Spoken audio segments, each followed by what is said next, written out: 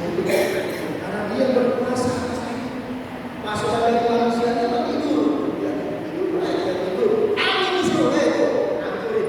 Maka dia menulis aku punya masukan yang kamu nggak sanggup mengerti.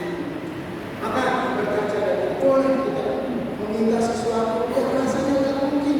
Waduh, keadaan begini, kondisi begini, masih susah. Gak ada yang gak susah.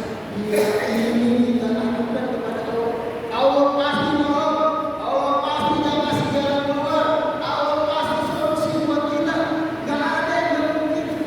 Tinggal kita yakin apa benar. Maka hikmah dari surat Al-A'raf ayat 11 sampai dengan ayat 15 menegaskan bahwa kekuatan doa luar biasa.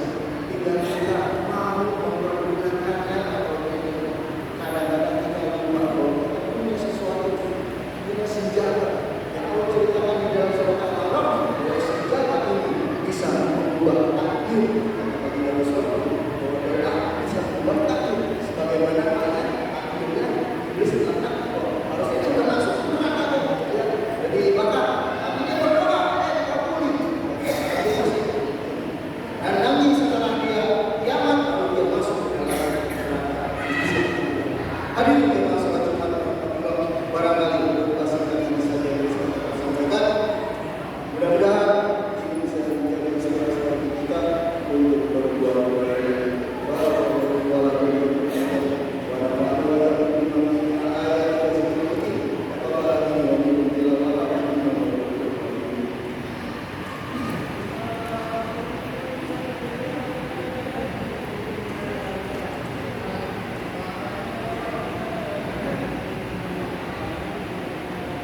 Allahumma sholli ala Sayyidina Muhammad wa ala ali Sayyidina Muhammad.